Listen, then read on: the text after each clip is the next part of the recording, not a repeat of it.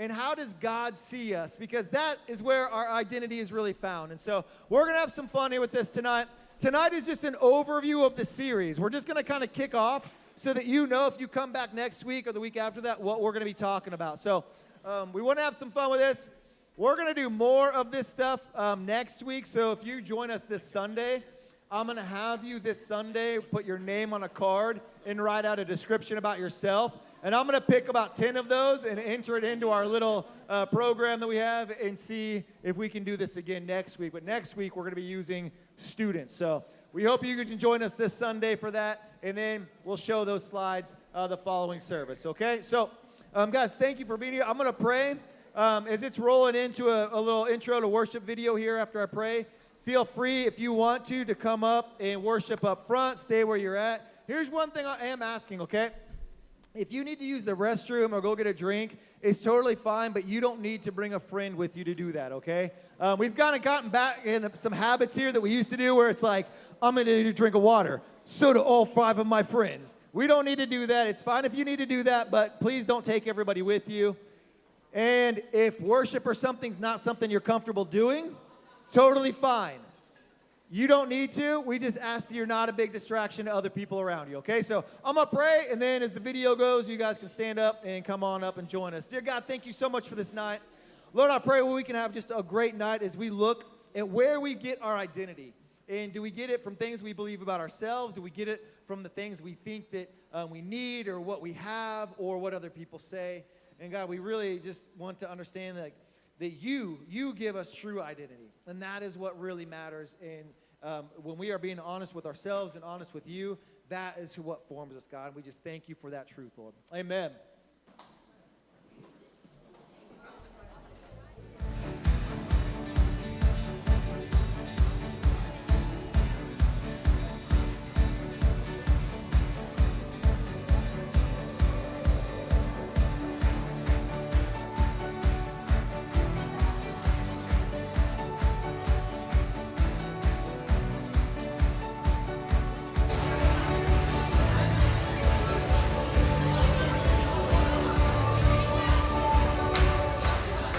How's everybody doing tonight?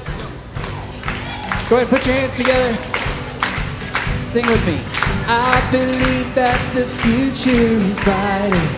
I believe in His promise for me. I believe that He's working and He's not done.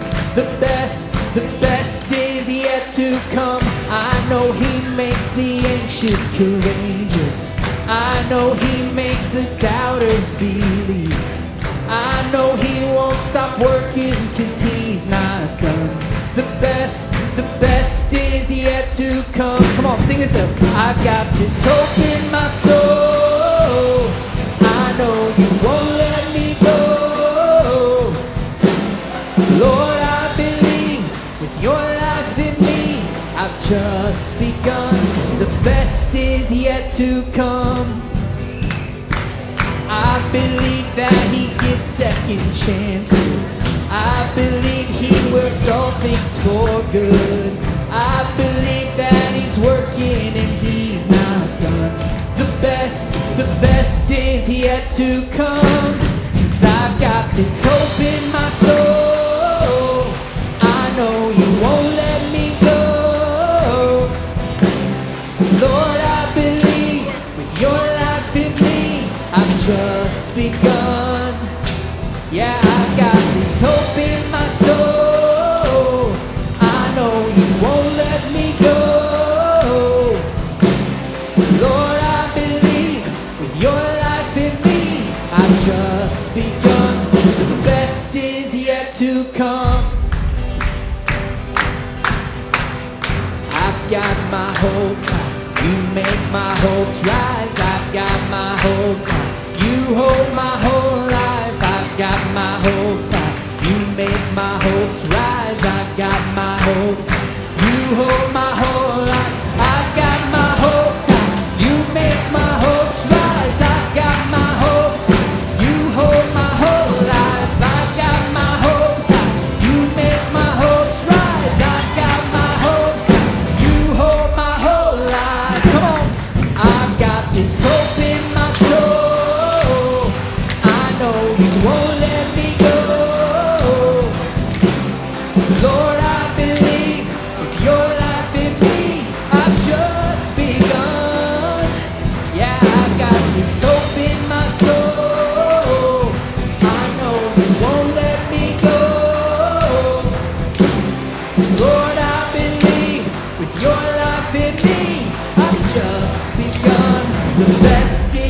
yet to come. Yeah. The best is truly yet to come. God's got big things for us. He's got a new start to our lives. We just gotta follow him with everything we've got. Let's sing this together.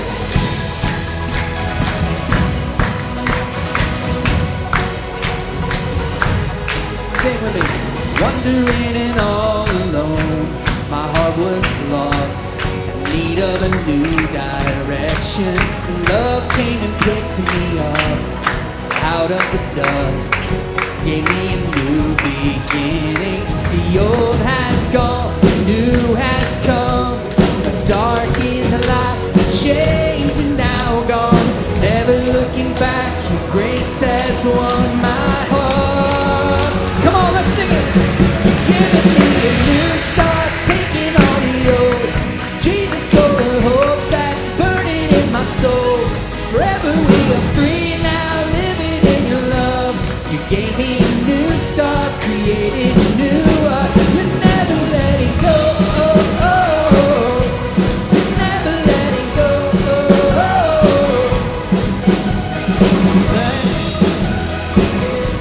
You're never letting go. There's a fire running in my bones. Your spirit's alive, it's giving me new direction. Now everything I have is yours, so take my life, make me a new creed. The old has gone, the new has come. My dark is light, the chains are now gone. Never looking back, your grace has won my heart. You've given me a new start, taking all the old. Jesus, you're the hope that's burning in my soul. Forever we are free now, living in your love.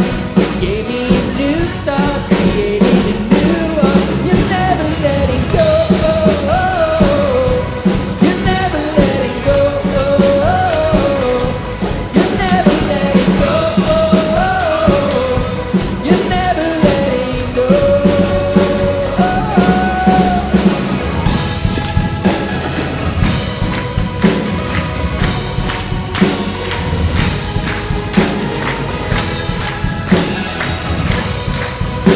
All right, let's hear you. Come on, as loud as you can. The old is gone. The old has gone. The new has come. Is light. The chains are now gone. Never looking back. Your grace has won my heart. The old has gone. The new has come. My dark is light. The chains are now gone. Never looking back, your grace has won my heart. Oh, you've given me a new start, taking all the old.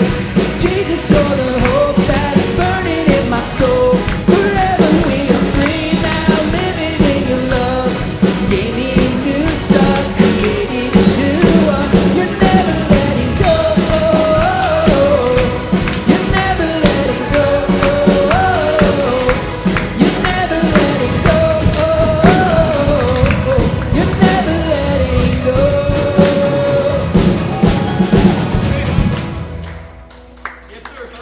All right, thanks you guys for worshiping. You can go ahead and have a seat.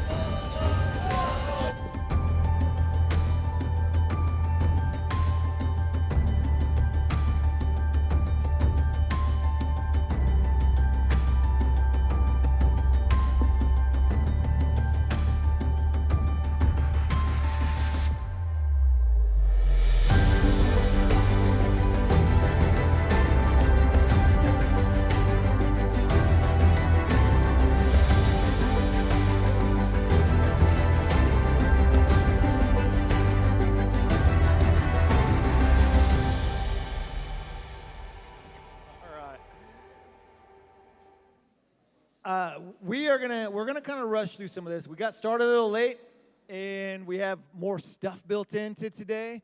I really hope if you guys can just give me the next 10 minutes, I'll try to finish up in 12. All right. So I want you guys just really follow along with what we're talking about. And here's the thing. I'll share with you this. All right. I'm gonna tell you a little story here in a second, but you're gonna be tempted as I talk to think that's not me. You're going to be tempted to tell yourself, well, this doesn't apply to me. I don't do that. I'm going to let you know right now, you do what I'm about to say, and everybody does something like what I'm about to share with you. And so do not allow to start just thinking, well, this is for other people. So please, track with me and follow along, because I think this is for everybody. I think every adult does this. I think students do this. I think we all have a tendency to perceive something about ourselves that is not true, okay? When you were kids, how many of you thought when you were a kid that you were I don't know, that you had like a special ability or something? Was anybody convinced, when you were a kid, did you think, I'm actually super fast, or I think I'm really super strong? Well, Alex, what did you, oh, you're just raising your hand for you. Macias, what did you think of? You just... You just thought, I'm just better than everybody. Okay. It's not really an ability, but I guess it's, somebody give me something that yes, Reese. You just thought you could jump super high, higher than everybody? All right. We all had something. I'm going to tell you something here. So I grew up, and this is 100% a true story. 100% true, okay? I'm not making any of this up. So I grew up. I'm about to give you a date, and you're going to be like, what in the world? How old? In the 1980s, karate was sweeping everything. Everything was karate, all right? It was in every movie. That's where all the Karate Kids, the original ones, all right? Before they became old men in Cobra Kai, they were young teenagers in Karate Kid. There was everything, all right? All this, there was this actor, Chuck Norris. Before he became a meme, he was an actor, in all these movies. Everything was karate. It was a weird thing. There, kids would walk around with these magazines, and it was Karate USA magazines. The YMCA was teaching karate. All these little, it really was a weird thing. And we didn't have any money to go do any of this, but somehow, and I still don't know what happened or how this got started, but somebody was heard that me and my buddy knew karate. And here's the deal: karate is doesn't. When you think of karate, somebody strike a pose. What do you think of karate? Yeah, exactly. And that's what everybody thought. In the movies, it was hey-ya, and you won, right? And ninjas were everywhere. If you knew karate, you're a ninja. And so these kids came up to me, and we were third grade probably. Yeah, third grade. And they were like, hey, we heard you and David know karate. And of course, the third grader, when someone says that, and karate is this, I'm telling you, it was weird. Whatever you're thinking, it was even more than that. And it was so crazy. And I was like, yeah, we do. And they're and I kid you not, 5 guys came up at recess, and they're like, can you guys teach us karate? And me and David, who had no idea how to do any of this stuff other than what we watch in movies, were like, yes, we can. And so 100% true. Me and David started teaching kids karate during recess, which we had a little AI graphic for us. Well, did I put that in there? Well, all our graphics are going to be AI this whole series. And so we started teaching, when we didn't know what we were doing, right? Other than what we'd seen in movies. And so we're like, all right, you stand like this and do these kicks. And we had no idea what was going on. This group started from 5 to 15 to 20 boys at recess. To this day, I'm like, I wonder what the teachers thought was happening out there as we are just out. We'd line them up, and we're like, this is what you have to do now. And so we're just we would find branches out from the playground, break it with your head, and doing all this completely random stuff. And every now and then the girls were like, will you teach us karate? And we're like, ninjas are not girls. And we would kick them out. And it was so funny. It was so crazy. Here's the deal. Eventually, I started thinking to myself, maybe I do know karate. We had done this for so long, every recess, and we're like, run through the swing sets without letting the swings hit you, and then jump on the monkey bars. And like, we were just making stuff up. But we started actually thinking, like, I think I do know karate. Maybe I do know. And we had no idea.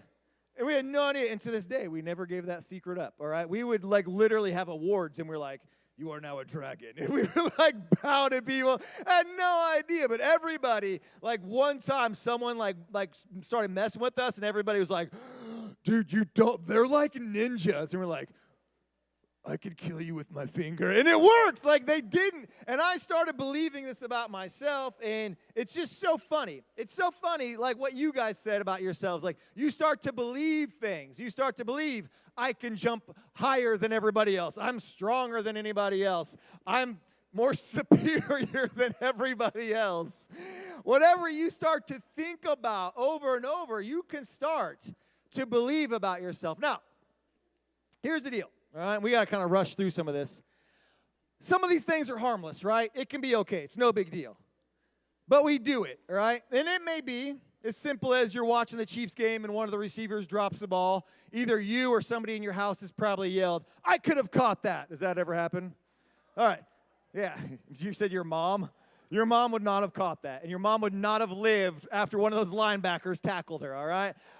We think that. Or we're like, oh, how did he throw all that? I could be a better quarterback than that guy. No, you couldn't. But we think these things about ourselves. High school, upper class, please, right here. But it can be a funny thing. But here's the thing, students, and here's what our series is going to be about. On the flip side, it can, those are little silly things, all right? Those are funny things. Those aren't a big deal.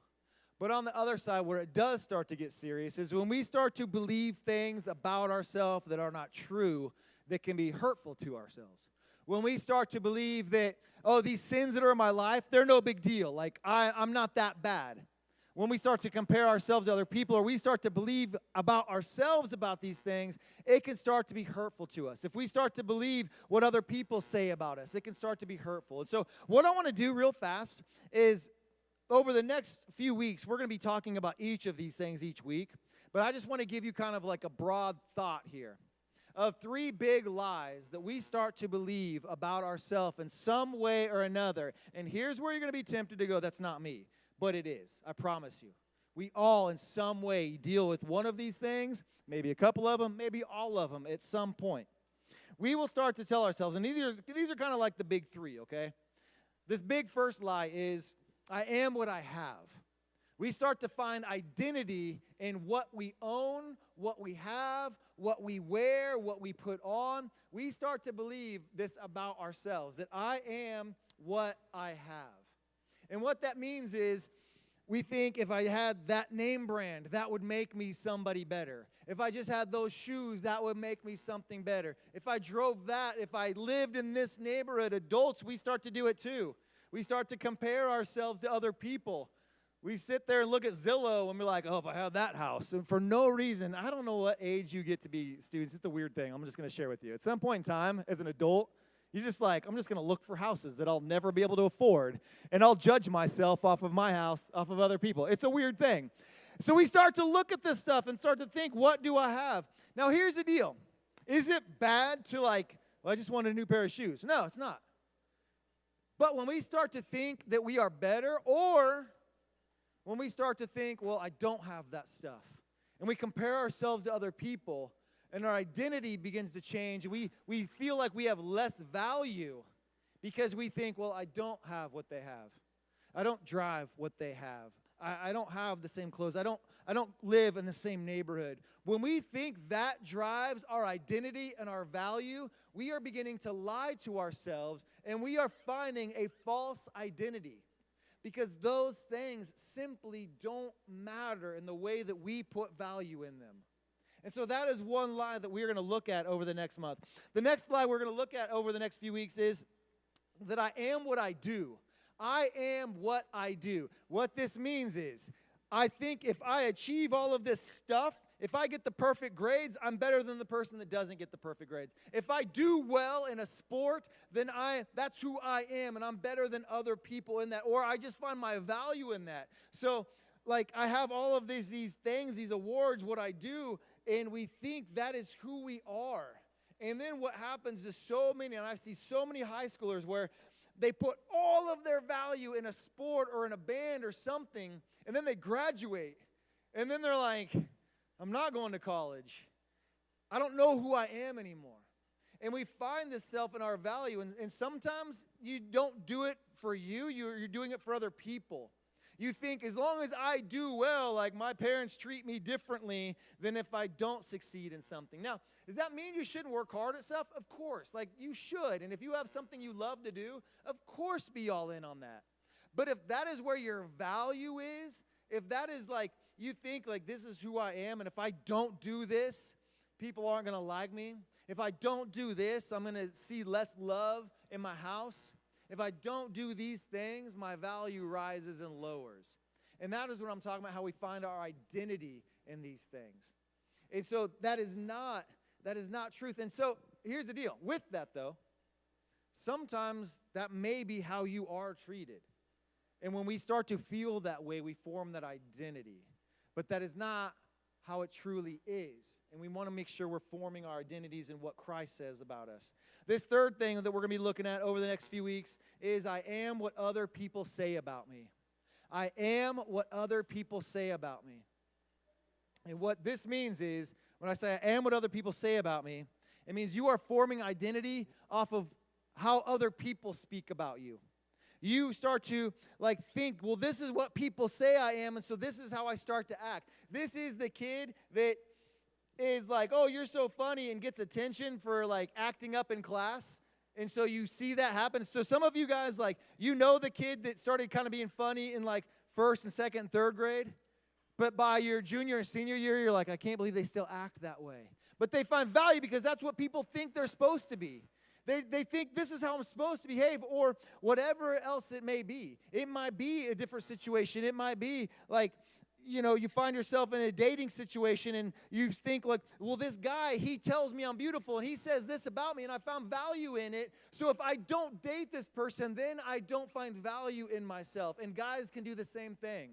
So we start to think these things because other people say it to us. And so we think, that is my value, and that's my identity. Is it okay for someone to compliment you? Of course it is. Is it okay to do some of these things? Yes. But when that becomes your identity, then we have a problem. Then we start to believe something that's not true. I want to share a little scripture verse here before we wrap up, and just Jesus' encounter with some people that were not honest with themselves and who they were. And Jesus is trying to get them to understand something. And this is really what we're going to be talking about over the next few weeks. Jesus having this discussion with this group of Jewish people, okay? And remember, Jesus was a Jewish man. This is in the Middle Eastern area. It's in Jerusalem, all the, like predominantly Jewish people. And he's talking to this group of people that they believe in Jesus, but they also don't fully understand what Jesus is doing for them. And so there's going to be scripture verses up here on the screens, and you can follow along. But in John chapter 8, Jesus is speaking to these people. And he says, and he's talking to the Jews who had believed in him, Jesus said, if you hold on to my teaching, you are really my disciples. So he's getting them to understand this is who you really are. If you really will follow after me, then you will know the truth, and the truth will set you free. Then you will be free to be who you are.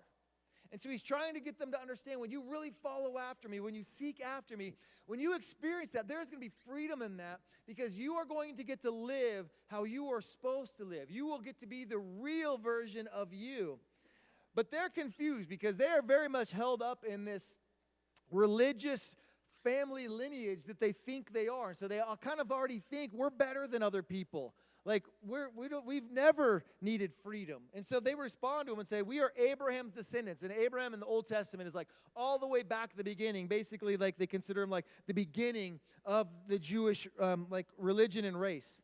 And they say, we are Abraham's descendants. And they're saying that with kind of like how McKee joked about, like, I feel like we are better than other people.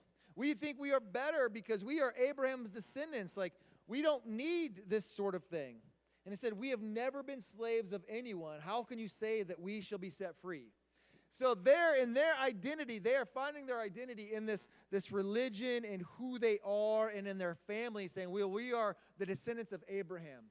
We are already pretty good. Like, we're already better in God's eyes than most people. And so they're kind of confused. Now, they're forgetting here when they say, why would we be needs free? Like, we've never been slaves of any. They're denying who they are. They're denying that they've been slaves in Egypt. They've been slaves under the Assyrians. They've been slaves under Babylonian Empire. And now they're under Roman Empire. They are believing something about themselves that is not true. And because of that, they are having a hard time finding their freedom in Jesus. And so Jesus replies to them in verse 34, and we're going to kind of end with this. He says, I tell you, everyone who sins is a slave to sin. So he's trying to get them to understand, you are thinking about stuff about yourself. You're not thinking about the freedom I give you. You have sin in your life, and this junk is holding you back. And so he says, a slave has no permanent place in the family, but a son belongs to it forever. So the son sets you free, and he's talking about himself as being the Son of God, and you will be free indeed. And so what Jesus is trying to get them to understand is, when you stop believing this lies about yourself, thinking you're okay and you don't need anybody else and you're good, and you really understand like what Jesus is coming to do for you, and that you have freedom in being the real version of you, when you understand that, then you will experience freedom. And students, that is what this series is going to be all about. I want you guys to come in here and just be honest and be like, man, this is how I view myself sometimes. This is how I think about myself sometimes. This is where I find my value sometimes. Does this add up to how Jesus sees you? Because when we can let go of those lies and we don't have to hold on to that junk and form our identity in what other people say about us or what other people think about us or the junk that we own, when we find our identity in who God said you are, there is freedom in that.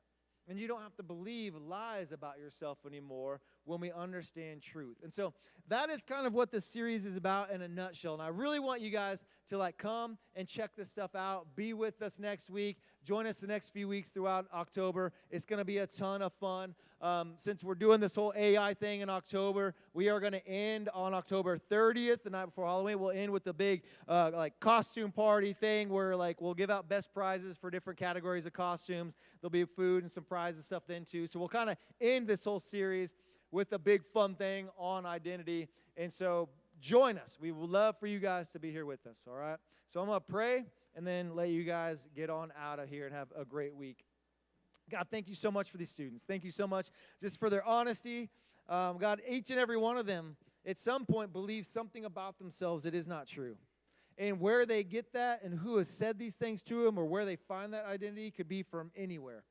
But God, I pray over the next few weeks that they can join us and just see what your scripture says about that and see how you view us and where our identity really does come from, God.